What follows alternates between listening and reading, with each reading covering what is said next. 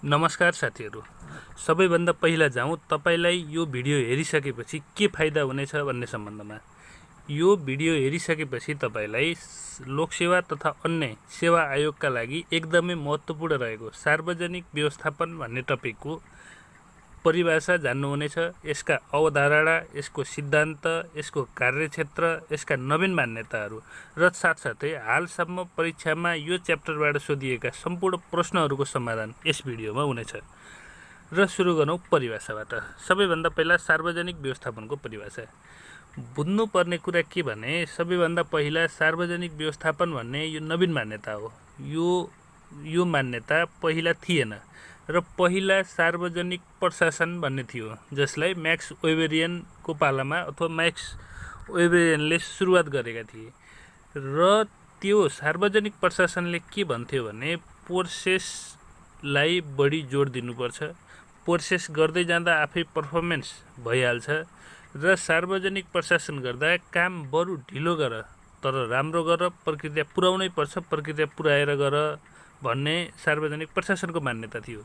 त्यसरी सार्वजनिकको प्रशासनको मान्यता अनुसार राष्ट्र अगाडि बढ्दै जाँदा सोचे जति सफलता हासिल गर्न नसकेपछि यसमा केही सुधार गर्नु आवश्यकता छ है भन्ने हिसाबले नयाँ सोच र चिन्तन हुन थाल्यो र सो नयाँ सोच र चिन्तन बमोजिम सार्वजनिक प्रशासनको गुणस्तरमा पनि सुधार गर्नुपर्छ र कार्यक्षमतामा पनि सुधार गर्नुपर्छ भनेर मान्यता विकसित भएको मान्यता नै सार्वजनिक व्यवस्थापन हो। सार्वजनिक प्रशासनको गुणस्तर र कार्यक्षमतामा सुधार ल्याउनुपर्छ भन्ने विकसित भएको मान्यता सार्वजनिक व्यवस्थापन हो, एकदम छोटोमा मिठोमा। अनि अर्को छ सार्वजनिक प्रशासनमा पर्फर्मेन्सलाई भन्दा बढी प्रोसेसलाई जोड दिइन्थ्यो। यहाँ ठ्याक्कै उल्टो भयो। सार्वजनिक प्रशासनमा प्रोसेसलाई जोड दिएकोमा त्यसको विपरीत सार्वजनिक व्यवस्थापनमा पर्फर्मेन्समा जोड दिनुपर्छ भन्ने मान्यता हो। यहाँ लेखाइमा उल्टे भएको छ। Performance is less than process सार्वजनिक प्रशासनमा थियो भने सार्वजनिक व्यवस्थापनमा process is less than performance अथवा पर्फर्मेन्सलाई महत्त्वपूर्ण, काम कसरी भयो भन्ने कुरा खासै ख्याल गरिँदैन, त्यसले रिजल्ट पायो कि पाएन भन्ने कुरामा बढी महत्त्व दिन्छ।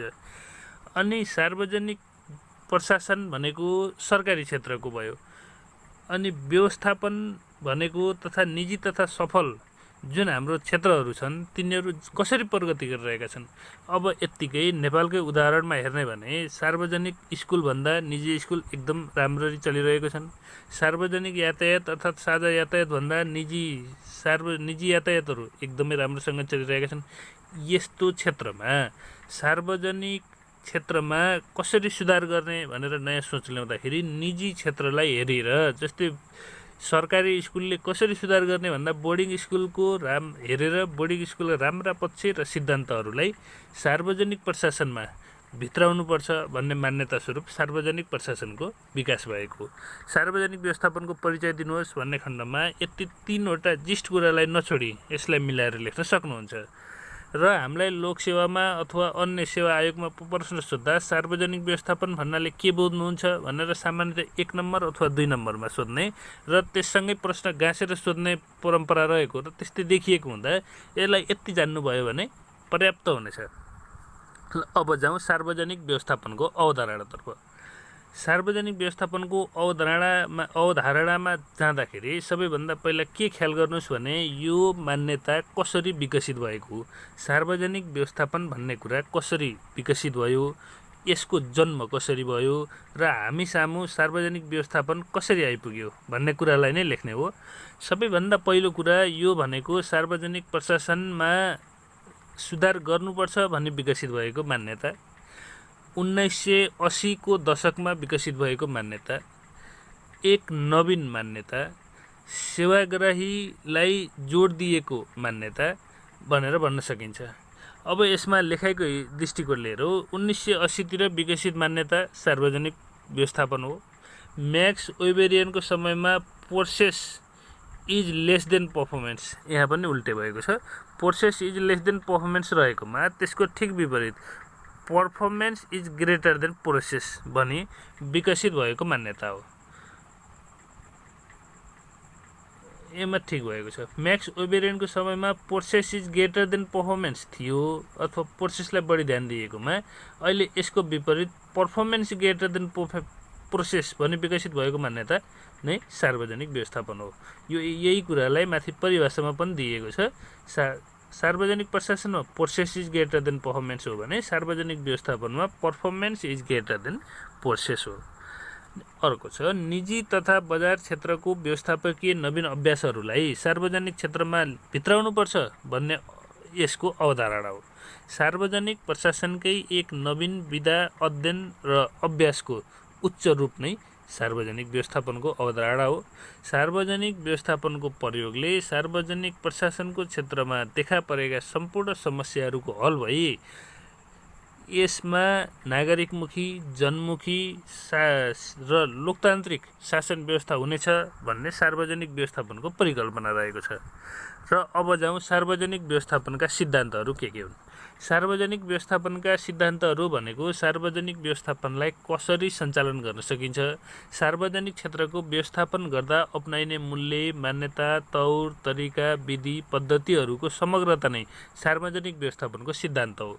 अब बुदागत रूपमा भन्नुपर्दा 1 नम्बर भनेको वैज्ञानिक व्यवस्थापनको सिद्धान्त, 2 नम्बर प्रशासकीय व्यवस्थापनको सिद्धान्त, 3 नम्बर कर्मचारी तन्त्रीय व्यवस्थापनको सिद्धान्त, 4 नम्बर मानव सम्बन्ध सिद्धान्त, 5 नम्बर पद्धति सिद्धान्त, 6 नम्बर सहभागितामूलक व्यवस्थापनको सिद्धान्त, 7 नम्बर आकस्मिकताको सिद्धान्त, 8 नम्बर उद्देश्यमूलक व्यवस्थापनको सिद्धान्त। अब यिनी सिद्धान्तलाई एकदम छोटकरीमा हेरौँ। 1 नम्बर वैज्ञानिक व्यवस्थापनको सिद्धान्त। सबैभन्दा पहिला वैज्ञानिक व्यवस्थापनको सिद्धान्त नामबाट स्पष्ट भएको छ। यो भनेको वैज्ञानिक सिद्धान्तहरू अपनाएर व्यवस्थापन गर्ने हो। यो व्यवस्थापनले के भन्छ भने यदि कुनै सङ्गठन अथवा प्रशासनले सफलता हासिल गर्नु छ भने अरू सबै छोडेर त्यसले गर्नुपर्ने काम गर्नुपर्छ। काम गरेपछि सफल आफै भइन्छ भन्ने सिद्धान्त यो वैज्ञानिक व्यवस्थापनको सिद्धान्त हो। जस्तै यसले के भन्छ भने यदि विद्यालयले सफलता हासिल गर्नुपर्ने छ भने अरू सबै कुरा छोडेर पढाउनुपर्छ, पढाएपछि आफै विद्यालय सफल भइहाल्छ भन्ने खालको मान्यता हो। यसको प्रतिपादक हुन् एफडब्ल्यू टेलर। यसले कार्य र कार्यपद्धतिमा जोड दिन्छ। कार्य विशिष्टीकरण गरी स्पष्ट कार्य जिम्मेवारी तोकेर सङ्गठनको कार्य गरी सङ्गठनलाई सफल बनाउनुपर्छ भन्ने धारणा छ। स्पष्ट कार्य जिम्मेवारी तोक्नुपर्छ र यसले कामलाई नै जोड दिन्छ। स्पष्ट कार्य जिम्मेवारी तोक्नुपर्छ, सङ्गठनको काम गर्नुपर्छ, सङ्गठनलाई सफल बनाउनुपर्छ भन्ने मान्यता हो। यसले वैज्ञानिक खोजी अन्वेषणबाट आएका नवीन मान्यतालाई प्रयोग गरी लक्ष्य प्राप्तिमा सहयोग गर्छ। मानवलाई भन्दा कामलाई बढी महत्त्व दिएकोले यसको प्रशस्तै आलोचना भएको भेटिन्छ। यसले मान्छेलाई भन्दा कामलाई बढी महत्त्व दिने भएकाले आलोचना भएको पनि भेटिन्छ। अब जाउँ 2 नम्बरको सिद्धान्त, प्रशासकीय व्यवस्थापनको सिद्धान्त। प्रशासकीय व्यवस्थापनको सिद्धान्तले के भन्छ भन्ने कुरा बुझ्दाखेरि यसले प्रशासनले नै सार्वजनिक व्यवस्थापन अथवा सार्वजनिक प्रशासनको व्यवस्थापन प्रशासकीय व्यक्तिबाट अर्थात् प्रशासनले गर्न सक्छ भन्छ। अनि यसले प्रशासनले कस्ता कुरा गरेर सार्वजनिक व्यवस्थापनलाई जोड दिनुपर्छ भन्दा श्रम विभाजन गर्नुपर्छ। श्रम विभाजन, कार्यको विशिष्टीकरण, श्रमको विशिष्टीकरण, अधिकार जिम्मेवारीको बाँडफाँड, अनुशासन, आदेशको एकरूपता, निर्देशनमा एकरूपता, तलब सुविधा, स्थायी कर्मचारीको स्थायित्व, सामूहिक भावना जस्ता कुरामा जोड दिनुपर्छ। अनि उत्प्रेरणामा पनि जोड दिनुपर्छ भन्छ यसले प्रशासकीय व्यवस्थापनको सिद्धान्तले। र यो सिद्धान्तको प्रतिपादक हेनरी फायल रहेका छन्। र अब जाउँ अर्को कर्मचारी तन्त्रीय व्यवस्थापनको सिद्धान्त। एकदम नामबाट नै स्पष्ट भएको छ। कर्मचारीको व्यवस्थापन गरेर मात्रै सङ्गठनको अथवा प्रशासनको उद्देश्य तथा लक्ष्य हासिल गर्न सकिन्छ भन्ने सिद्धान्त नै कर्मचारी तन्त्रीय व्यवस्थापनको सिद्धान्त हो। यसको प्रतिपादक म्याक्स वेबर हुन्। सार्वजनिक प्रशासनको प्रतिपादक पनि म्याक्स वेबर नै हुन् र कर्मचारी तन्त्रीय व्यवस्थापनको सिद्धान्त पनि म्याक्स वेबर हुन्। म्याक्स वेबरले process is greater than performance भन्ने मान्छे हुन्। यिनले पर्फर्मेन्स होस् नहोस् थाहा छैन, प्रोसेस चाहिँ पुर्याउनुपर्छ भन्ने व्यक्ति हुन्। कर्मचारी तन्त्रीय व्यवस्थापनको सिद्धान्तमा यिनले के भन्छन् भने सङ्गठनको लक्ष्य तथा उद्देश्य हासिल गर्नका लागि अथवा व्यवस्थापन गर्नका लागि पद सोपानको ढाँचा, नीति, नियम, अधिकार, श्रृङ्खला र व्यवस्थापनमा जोड दिनुपर्छ 1 नम्बर। 2 नम्बरमा श्रम विभाजन, अधिकार, कार्यप्रणाली जस्ता विषयलाई मध्यबिन्दुमा राखी प्रशासनको व्यवस्थापन गर्नुपर्छ भन्ने मान्यता हो। अब जाउँ अर्को सिद्धान्त, मानव सम्बन्ध सिद्धान्त। मानव सम्बन्ध सिद्धान्त भनेको सङ्गठनमा अथवा प्रशासनमा कार्य गर्ने व्यक्ति बीच, त्यहाँ रहेका मानवहरूबीच, त्यहाँ रहेका जनशक्तिहरूबीच उचित सम्बन्ध विस्तार गरेर उचित सम्बन्धका माध्यमबाट सहयोग र सहानुभूतिका आधारमा सहकार्यको आधारमा नै सङ्गठनको लक्ष्य अथवा सार्वजनिक प्रशासनको लक्ष्य हासिल गर्न सकिन्छ र त्यसलाई सुधार गर्न सकिन्छ भन्ने मान्यता हो। सबैभन्दा एक नम्बरमा यसले मानवीय पक्षलाई केन्द्रबिन्दुमा राख्छ। यो ठ्याक्कै वैज्ञानिक व्यवस्थापनको सिद्धान्त जुन हामीले एक नम्बरमा पढ्यौँ त्यसको जस्ट अपोजिट हो। वैज्ञानिक व्यवस्थापनको सिद्धान्तले कामलाई केन्द्रबिन्दुमा राख्यो र मानव सम्बन्ध सिद्धान्तले चाहिँ मानवीय पक्षलाई केन्द्रबिन्दुमा राख्यो। अनि यसले के भन्छ, मानिसलाई मेसिन जस्तो गरी होइन भावनात्मक दृष्टिले काममा प्रेरित गर्नुपर्छ भन्ने मान्यता हो। जस्तो शनिबार बिदा दिनुपर्छ, कर्मचारीलाई उत्प्रेरणा दिनुपर्छ, कर्मचारीका भावनाहरू सम्बोधन गरिदिनुपर्छ भन्ने मान्यता पनि मानव सम्बन्ध सिद्धान्तले गरेको हो। अनि यसले अरू के भन्छ भने मानवीय व्यवहार, मनोवृत्ति, सहभागिता यसका आधारहरू हुन्। मानवीय व्यवहारहरू, मानिसका मनोवृत्तिहरू, मानिसका सहभागिताहरू यसका आधारहरू हुन्।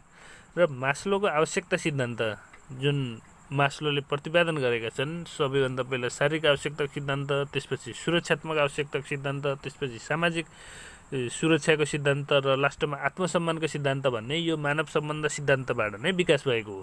त्यस्तै गरी ग्रेगरको XY सिद्धान्त पनि यसको उदाहरण हो। अब जाउँ 5 नम्बर, पद्धति सिद्धान्त। सार्वजनिक व्यवस्थापनको एउटा महत्त्वपूर्ण सिद्धान्त भनेको पद्धति सिद्धान्त हो। पद्धति सिद्धान्तले के भन्छ भने सार्वजनिक प्रशासन भनेको एउटा सिस्टम हो। यदि सार्वजनिक प्रशासनमा सुधार गर्नुपर्छ भने सिङ्गो सिस्टममा सुधार गर्नुपर्छ। सार्वजनिक प्रशासनको अध्ययन गर्नुपर्छ भने सिङ्गो सिस्टममा अध्ययन गर्नुपर्छ भन्ने पद्धति सिद्धान्त हो। र यसले के भन्छ भने सार्वजनिक प्रशासन भनेको एउटा सिस्टम हो। यो सिस्टममा इनपुट पनि हुन्छ, प्रोसेस पनि हुन्छ र आउटपुट पनि हुन्छ।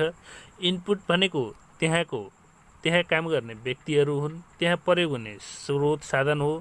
प्रोसेस भनेको त्यहाँ सञ्चालन हुने कार्यविधि, तौर तरिका, नीति, नियम, संविधान, ऐन तिनी प्रोसेस हो। यदि इनपुट पनि राम्रो छ र प्रोसेस पनि राम्रो छ भने उचित आउटपुट हुन्छ भन्ने पद्धति सिद्धान्तले व्याख्या गरेको छ। र अब जाउँ उद्देश्यमूलक व्यवस्थापनको सिद्धान्त। उद्देश्यमूलक व्यवस्थापनको सिद्धान्तले के भन्छ भने सङ्गठनका आफ्नै उद्देश्यहरू रहेका हुन्छन्, सङ्गठनमा कार्य गर्ने व्यक्तिका आफ्नै उद्देश्यहरू रहेका हुन्छन्। यदि सङ्गठनको उद्देश्य र सङ्गठनमा काम गर्ने व्यक्तिहरूका उद्देश्यलाई तालमेल मिलाउन सकिएन भने सङ्गठनले लक्ष्य प्राप्ति गर्न सक्दैन। सार्वजनिक प्रशासनमा लक्ष्य प्राप्तिका लागि सार्वजनिक प्रशासनको उद्देश्य र सार्वजनिक प्रशासनमा काम गर्ने कर्मचारीको उद्देश्यलाई एकरूपता देखाउनु पर्दछ। सङ्गठनको लक्ष्य प्राप्ति हुँदाहुँदै कर्मचारीको पनि उद्देश्य प्राप्ति हुने खालको वातावरण सिर्जना गर्नुपर्छ भन्छ उद्देश्यमूलक व्यवस्थापनको सिद्धान्तले। यसले के भन्छ भने सङ्गठनको लक्ष्य प्राप्तिका लागि कर्मचारीको उद्देश्यलाई सङ्गठनको लक्ष्यसँग आबद्ध गरिनुपर्छ। उत्प्रेरणा, कार्ययोजना र स्वनियन्त्रणमा जोड दिन्छ र उद्देश्यमूलक व्यवस्थापनको सिद्धान्तका प्रतिपादक पिटर ड्रुकर हुन्। ल अब अर्को आयो सहभागितामूलक व्यवस्थापनको सिद्धान्त। सहभागितामूलक व्यवस्थापनको सिद्धान्तले के भन्छ भने सामान्य भाषामा भन्दा यदि कुनै पनि सार्वजनिक प्रशासनलाई सफल गराउन छ भने अथवा कुनै पनि सङ्गठनलाई सफल गराउन छ भने त्यसको नीति निर्माण तहमा त्योसँग सरोकार राख्ने सम्पूर्ण पक्षहरूको सहभागिता भएकै हुनुपर्छ। अब भनेको मानिसले कसैले अराएको मान्नेवाला छैनन् र यदि उनीहरूलाई पनि सहभागी गराएर निर्णय गर्न सकियो भने उनीहरू मान्छन् र सङ्गठन अथवा प्रशासन पनि सफल हुन सक्छ। होइन भने लादिएको निर्णय र माथिबाट निर्देशन गरिएको निर्णयले अब सङ्गठन अथवा प्रशासन सफल हुन सक्दैन। त्यसैले व्यवस्थापकीय गतिविधिमा सहभागितामूलक बनाउनु पर्ने कुरामा सहभागितामूलक व्यवस्थापनको सिद्धान्तले जोड दिन्छ। यसले उद्देश्य निर्धारण, निर्णय निर्माण, कार्यक्रम निर्माण, कार्यान्वयन, मूल्याङ्कन र मूल्याङ्कनमा सरकारवाला पक्षको सहभागिता हुनुपर्छ भन्ने सिद्धान्त नै सहभागितामूलक व्यवस्थापनको सिद्धान्त हो। र अर्को आयो आकस्मिकताको सिद्धान्त। आकस्मिकताको सिद्धान्तले के भन्छ भने पहिला बुझ्नुहोस् यसको बारेमा। आकस्मिकताको सिद्धान्तले के भन्छ भने सङ्गठन चलाउनु भनेको कम्प्युटर चलाए जस्तो होइन। कम्प्युटरमा एउटै फर्मुलाले सधैँभरि एउटै सिस्टमले काम गर्छ। तर सङ्गठनमा त्यस्तो हुँदैन, किनभने निर्जीवसँग काम गर्दा सिस्टमले हुन्छ। सङ्गठन भनेको मानव जातिसँग काम गर्ने हो, मानव व्यवहारसँग काम गर्ने हो, जसमा एउटै सिद्धान्तबाट सधैँ चल्न सकिँदैन। समय परिस्थिति आफूले सोचेभन्दा फरक किसिमको आइदिन्छ। जस्तै अदालतमा नजिर भनेर पढ्नुहुन्छ नि, नजिर भनेको पहिला दिएको कानुनले नभ्याउँदाको अवस्थामा निर्णय गर्नु परेमा लिएको नयाँ निर्णयलाई नजिर भनिन्छ भन्छ नि। त्यसैले बनाएको त्यत्रो संविधानले पनि अदालतलाई व्याख्या गर्न नपुगे जस्तै गरी सङ्गठनमा बनाएको सिद्धान्त, सङ्गठनमा बनाएको नियमले सङ्गठन चल्न सक्दैन। र नयाँ जति बेला नयाँ नयाँ सोचहरू, नयाँ नयाँ कामहरू आउँछ, नयाँ नयाँ व्यवस्थापन गर्नुपर्ने हुन्छ, त्यो बेलामा नियमले नभेटेको खण्डमा अथवा त्यस्तो खालको नियम आजसम्म नभएको खण्डमा समय परिस्थिति अनुसार विवेक, विचार, नैतिकता प्रयोग गरी निर्णय लिन सक्नुपर्छ भन्ने आकस्मिकताको सिद्धान्त हो। आकस्मिकताको सिद्धान्तले छोटकरीमा के भन्छ भने कम्प्युटर सिस्टममा जस्तो एउटै सिस्टमले सङ्गठन चल्न सक्दैन। यदि सङ्गठनलाई चलाउने हो भने कम्प्युटर सिस्टम जस्तो एककोरो नभई आफ्नो नीति, नियम, विवेकको समेत उचित ढङ्गले प्रयोग गर्न सक्नुपर्छ भन्ने सिद्धान्त नै आकस्मिकताको सिद्धान्त हो। र हामीले यो सँगसँगै सार्वजनिक व्यवस्थापनको सिद्धान्तहरू बारेमा छलफल गऱ्यौँ। र अब हामी छोटकरीमा हेर्छौँ सार्वजनिक व्यवस्थापनको सिद्धान्तलाई अझ एकपटक। सार्वजनिक व्यवस्थापनको सिद्धान्त भनेको 1 नम्बर वैज्ञानिक व्यवस्थापनको सिद्धान्त। यो भनेको कार्यपद्धतिमा जोड, काममा जोड, मानिसलाई भन्दा काममा बढी जोड दिएकाले आलोचना समेत भएको सिद्धान्त वैज्ञानिक व्यवस्थापनको सिद्धान्त। 2 नम्बर भनेको प्रशासकीय व्यवस्थापनको सिद्धान्त। प्रशासकीय व्यवस्थापनको सिद्धान्त भनेको प्रशासनको माध्यमबाट प्रशासनलाई व्यवस्थापन गर्नुपर्छ भन्ने सिद्धान्त। यसले के भन्छ भने कर्मचारीको पद सोपानमा आधारित कर्मचारी हुनुपर्छ, कर्मचारीहरूमा निश्चित अनुशासन हुनुपर्छ, निश्चित नियम हुनुपर्छ, निर्देशन एकरूपतामा जोड हुनुपर्छ। र प्रशासकीय हिसाबले प्रशासकीय माथि केन्द्रमा रहेको प्रशासकीय अर्थात् प्रमुख प्रशासकबाट व्यवस्थित र नियन्त्रित गरी सङ्गठनको लक्ष्य हासिल गर्नुपर्छ, प्रशासनलाई व्यवस्थापन बनाउनुपर्छ भन्ने प्रशासकीय व्यवस्थापनको सिद्धान्त हो। अर्को आयो कर्मचारी तन्त्रीय व्यवस्थापनको सिद्धान्त।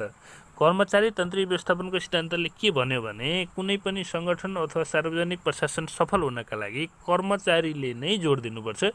कर्मचारी बिना सार्वजनिक प्रशासन सफल हुन सक्दैन। त्यसैले कर्मचारीहरूको पद सोपान, कर्मचारीहरूको उचित मनोबल अनि कर्मचारीहरूको कामप्रतिको उत्प्रेरणा आदिका माध्यमबाट नै कर्मचारी तन्त्र आदिको माध्यमबाट सङ्गठनले लक्ष्य हासिल गर्न सक्छ र सार्वजनिक प्रशासनमा प्रभावकारिता ल्याउन सकिन्छ भन्ने मान्यता कर्मचारी तन्त्रीय व्यवस्थापनको सिद्धान्त हो। अर्को छ मानव सम्बन्ध सिद्धान्त। मानव सम्बन्ध सिद्धान्तले के भन्छ भने मानिस बिचमा अथवा कर्मचारी बिचमा भएको असल सम्बन्धले मात्रै सङ्गठनले लक्ष्य हासिल गर्न सक्छ भन्ने हो। अनि अर्को छ पद्धति सिद्धान्त। यो भनेको एउटा सङ्गठन अथवा सार्वजनिक प्रशासन भनेको एउटा सिङ्गो सिस्टम हो। यस जसरी सिस्टममा इनपुट र प्रोसेस हुन्छ यस्तै गरी सार्वजनिक प्रशासनमा पनि इनपुट र प्रोसेस छ, त्यसलाई ध्यान दिएमा आउटपुट राम्रो निकाल्न सकिन्छ भन्ने सिद्धान्त पद्धति सिद्धान्त हो। अर्को छ सहभागितामूलक व्यवस्थापनको सिद्धान्त। यो भनेको सङ्गठनको लक्ष्य प्राप्तिमा सरकारवाला पक्षलाई सहभागी गराउनुपर्छ भन्ने सिद्धान्त हो। अर्को छ आकस्मिकताको सिद्धान्त। आकस्मिकताको सिद्धान्तले के भन्यो भने कुनै पनि क्षेत्रमा काम गर्दा पहिल्यै बनाएको नीति नियम अपुग हुन सक्छ, त्यसले नपुग्न सक्छ। यदि त्यस्तो खण्डमा नीति नियममा अथवा सङ्गठनलाई नराम्रो असर नपर्ने गरी अथवा दुरुपयोग नहुने गरी आफ्नो स्वविवेक स्वविचारद्वारा पनि निर्णय गर्न सक्नुपर्छ। ओके, अब गयौँ हामी सार्वजनिक व्यवस्थापनको कार्यक्षेत्रतर्फ। सार्वजनिक व्यवस्थापनको कार्यक्षेत्र भन्नाले सार्वजनिक व्यवस्थापनले जे जस्तो काम गर्छ त्यो सबैको समग्र रूप हो। अब यत्तिकै सम्झिँदाखेरि सार्वजनिक व्यवस्थापनले गर्ने काम भनेको सार्वजनिक प्रशासनले गर्ने काम नै हो। सार्वजनिक प्रशासनले के काम गर्छ भन्नु नै सार्वजनिक व्यवस्थापनले के काम गर्छ भन्ने हो। अब सामान्यतया कुनै प्रशासन, कुनै सङ्गठन, कुनै व्यवस्थापनले गर्ने काम भनेको योजना बनाउने हो, त्यसका लागि आवश्यक कर्मचारीहरू राख्ने, त्यसपछि विकास गर्ने, त्यसको व्यवस्थापन गर्ने, त्यसपछि त्यसबाट प्रवाह गर्ने सेवाको व्यवस्थापन गर्ने र त्यसका लागि आवश्यक जे जति सामग्री छ अथवा आर्थिक स्रोत छ त्यसको खोजी गर्ने हो। यथार्थमा भन्दा कामहरू त्यही नै हो। अब त्यसलाई मिलाएर लेख्दा योजना व्यवस्थापन अर्थात् योजनासँग सम्बन्धित सम्पूर्ण कार्यहरू, जनशक्ति व्यवस्थापन अर्थात् त्यससँग सम्बन्धित कर्मचारी सम्बन्धी सम्पूर्ण कार्यहरू, विकास व्यवस्थापन अर्थात् सार्वजनिक क्षेत्रको विकास सम्बन्धी कामहरू, सङ्गठन व्यवस्थापन र जनशक्ति सङ्गठन व्यवस्थापन भनेको सङ्गठनभित्र रहेका सम्पूर्ण कुराहरूको व्यवस्थापन, त्यसपछि सेवाको व्यवस्थापन अनि बजेटको व्यवस्थापन। अब जाउँ हामी 1 नम्बर योजनाको व्यवस्थापनमा। योजनाको व्यवस्थापन भनेको मुलुकको सर्वाङ्गीण विकासको योजना तयार पार्ने, सञ्चालन गर्ने, जनसहभागी गराउने र जनताको माग चाहना अनुसार नीति कार्यक्रम तर्जुमा गर्ने, सञ्चालन गर्ने, छनौट गर्ने र कार्यान्वयन गर्ने। मुलुकका लागि के कस्ता योजनाहरू आवश्यक छन्, के कस्ता योजनाहरू सञ्चालन गर्न आवश्यक छ, त्यसको बारेमा योजना गराएर दीर्घकालीन योजना बनाई जनसहभागिता जुटाएर जनताको माग चाहना अनुसार नीति कार्यक्रम तर्जुमा गर्ने, सञ्चालन गर्ने, छनौट गर्ने, कार्यान्वयन गर्ने कार्य नै योजना व्यवस्थापन अन्तर्गत पर्दछ। अर्थात् योजना व्यवस्थापन अन्तर्गत योजनासँग सम्बन्धित सम्पूर्ण कार्यहरूको व्यवस्थापन पर्दछ। अब जाउँ 2 नम्बर जनशक्ति व्यवस्थापन। जनशक्ति व्यवस्थापन भनेको सङ्गठनको एकमात्र जीवन्त र चलायमान स्रोत भनेको मानव स्रोत हो। यही मानव स्रोतलाई नै जनशक्ति भनिएको हो। जनशक्ति अनि सङ्गठनमा दक्ष, योग्य र सिपमूलक व्यक्तिले मात्र व्यवस्थापन र योगदान गर्न सक्छन्। जनशक्तिको प्राप्ति, भर्ना, विकास, उपभोग, सम्भार सम्मको कार्य सार्वजनिक व्यवस्थापनले गर्दछ। जस्तै निजामती कर्मचारीहरूको व्यवस्थापन पनि जनशक्ति व्यवस्थापन अन्तर्गत पर्दछ। अब आयो विकास व्यवस्थापन। नागरिक र राज्यप्रतिको विकासको आकाङ्क्षा सम्बोधन गर्ने काम व्यवस्थापनले गर्दछ। जस्तै बाटो बनाउनु, सडक, ढल, मर्मत, निर्माण गर्ने अथवा जे जति कार्यहरू छन् ती सम्पूर्ण कार्यहरूको व्यवस्थापन गर्ने कार्य नै विकास व्यवस्थापन हो।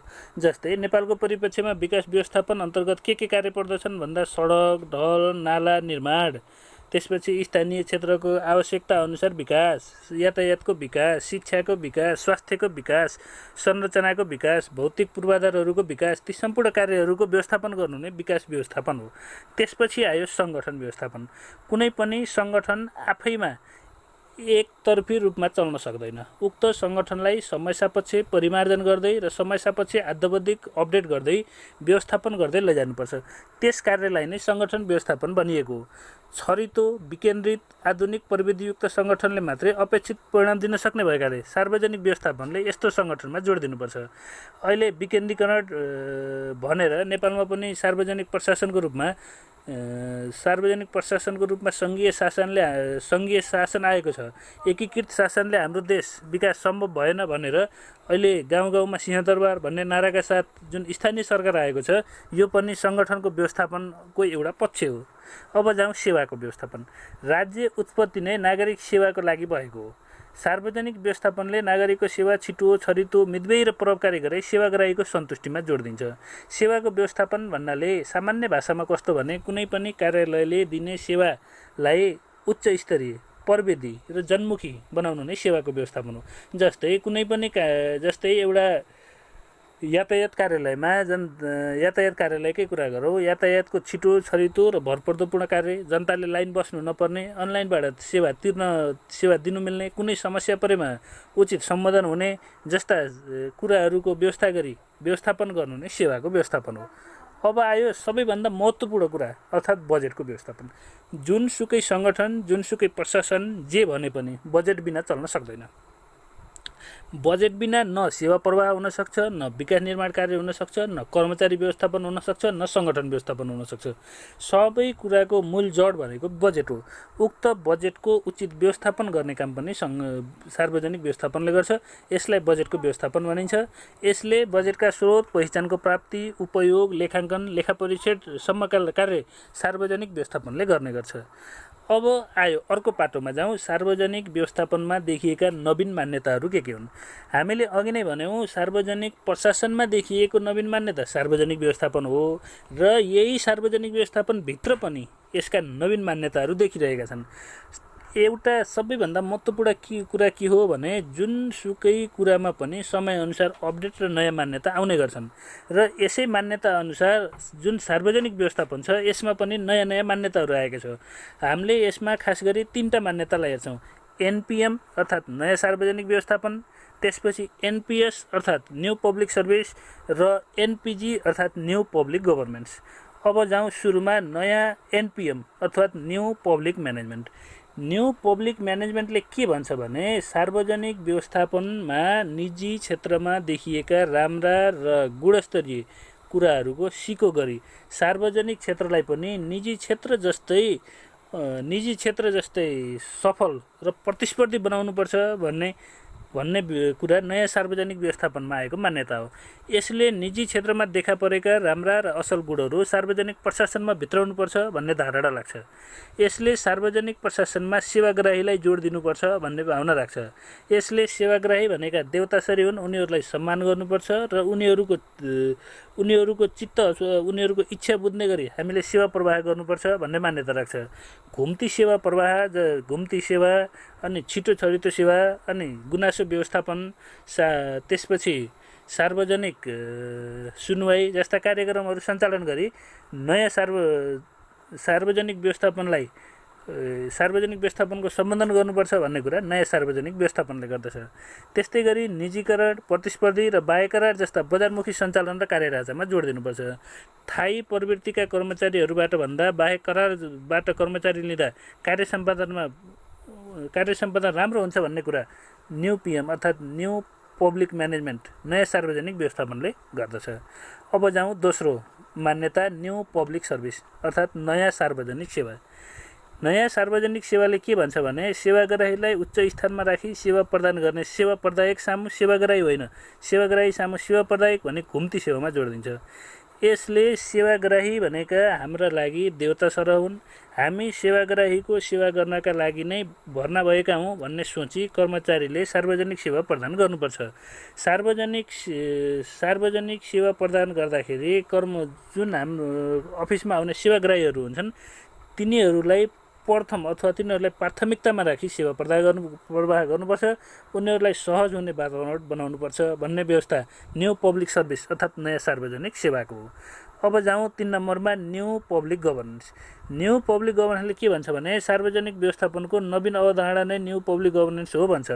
बहुलवाद, सहआबद्धता र सहभागितालाई उच्च महत्त्व, सार्वजनिक सेवा, नीति निर्माण, विकास प्रक्रिया सञ्चालनमा बहुपात्रको उपस्थिति र सहसम्बन्धको अवस्था न्यू पब्लिक गभर्नेन्स मार्फत आएको नवीन सोच हो। यसले बहुपक्षीय शासन, विद्युतीय शासन, सङ्गठनात्मक शासन, विश्व शासन र नयाँ सार्वजनिक व्यवस्थापनमा नयाँ सार्वजनिक जस्ता सामूहिक अभ्यासमा जोड दिन्छ। अर्थात् न्यू पब्लिक गभर्नेन्सले के गर्छ भने सार्वजनिक व्यवस्थापन भनेको एक्लै सरकारले चलाउन सक्दैन। यसका लागि सरकारले कोर फङ्सनहरू सरकारले गरी जुन सरकारले नगरी नहुनेछ त्यो सरकारले गर्नुपर्छ र निजी क्षेत्र नपुगेको क्षेत्रमा सरकारले अभिभावकत्व ग्रहण गर्नुपर्छ र जहाँ निजी क्षेत्रमा कार्य सम्पन्न हुन सक्छ, जहाँ सेवा करारमा कार्य सम्पन्न हुन सक्छ, जहाँ विद्युतीय शासन गरेर सेवा सञ्चालन हुन सक्छ, जहाँ अन्य पक्षको उपस्थितिमा सेवा सञ्चालन हुन सक्छ, जहाँ सामूहिक अभ्यासबाट सेवा सञ्चालन हुन सक्छ त्यस्ता क्षेत्रहरूलाई उपस्थिति गराई सेवा प्रवाह गर्नुपर्छ। सरकार एक पक्षले मात्रै सेवा प्रवाह गर्न अबको स्थितिमा सम्भव छैन भन्ने मान्यता न्यू पब्लिक गभर्नेन्सको हो र यसका नवीन अवधारणामा 3वटा हुन्: new public management, new public service र न्यू पब्लिक गभर्नेन्स। एकदम छोटकरीमा भन्दा न्यू पब्लिक म्यानेजमेन्ट भनेको सेवाग्राहीलाई बढी जोड दिनुपर्छ।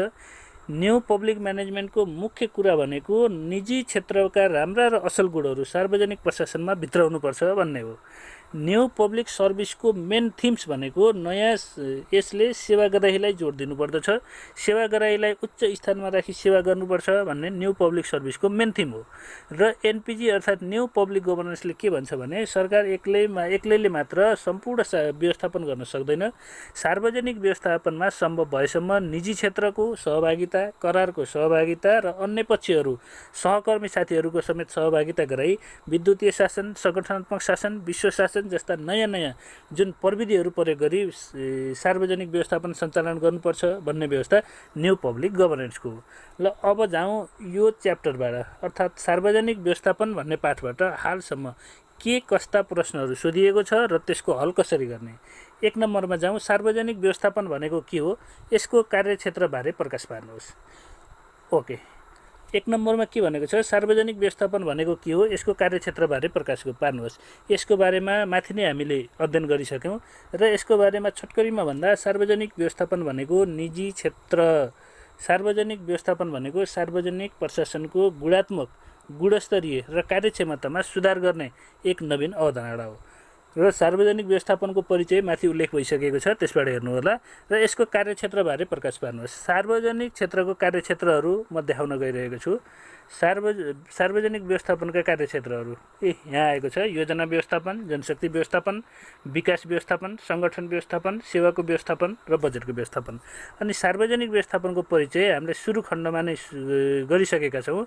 सार्वजनिक व्यवस्थापनको परिभाषा यही दिएको छ, सार्वजनिक प्रशासनको गुणस्तर र कार्यक्षमतामा सुधार ल्याउनुपर्छ भन्ने विकसित मान्यता। अन्य परिभाषा पनि हामी अगाडि नै छलफल गरिसकेका छौँ, त्यसैलाई हेर्नु होला। र परीक्षामा सोधिएको, अब म गएँ दोस्रो प्रश्नतिर। दोस्रो प्रश्न छ, सार्वजनिक व्यवस्थापनको नयाँ अवधारणाबारे चर्चा गर्नुहोस्। हामीले भर्खरै कुरा गरिसक्यौँ, सार्वजनिक व्यवस्थापनका नयाँ अवधारणा भनेको 3टा छन्, एनपीएम, एनपीएस र एनपीजी, जुन भर्खरै उल्लेख गरिसकेको छ, त्यसैबारे लेख्नु होला। र क्वेसन नम्बर 3मा छ, छोटो टिप्पणी लेख्नुहोस् एनपीएम र एनपीएस। हामी भर्खरै एनपीएम र एनपीएस दुईटैको बारेमा हेरिसक्यौँ। एनपीएम भनेको न्यू पब्लिक म्यानेजमेन्ट, अर्थात् निजी क्षेत्रका राम्रा कुराहरूलाई सार्वजनिक क्षेत्रमा ल्याउनुपर्छ भन्ने मान्यता, र एनपीएस भनेको न्यू पब्लिक सर्भिस अर्थात् सेवाग्राहीलाई उच्च स्थानमा राखी सेवा प्रदान गर्नुपर्छ भन्ने मान्यता नै न्यू पब्लिक सर्भिस हो।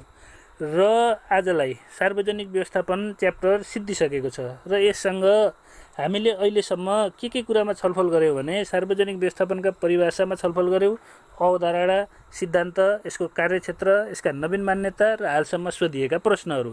र यति हेरिसकेपछि परीक्षामा सोध्न सक्ने सार्वजनिक व्यवस्थापन सम्बन्धी जस्तो सुकै प्रश्न आए पनि तपाईँ गर्न सक्नुहुनेछ भन्ने अनुमान गरेको छु। र यस्तै उपयोगी भिडियोहरू हेर्न चाहनुहुन्छ भने यो पेज लाइक गर्न, कमेन्ट गर्न र सेयर गर्न नबिर्सनु होला। हवस्, धन्यवाद।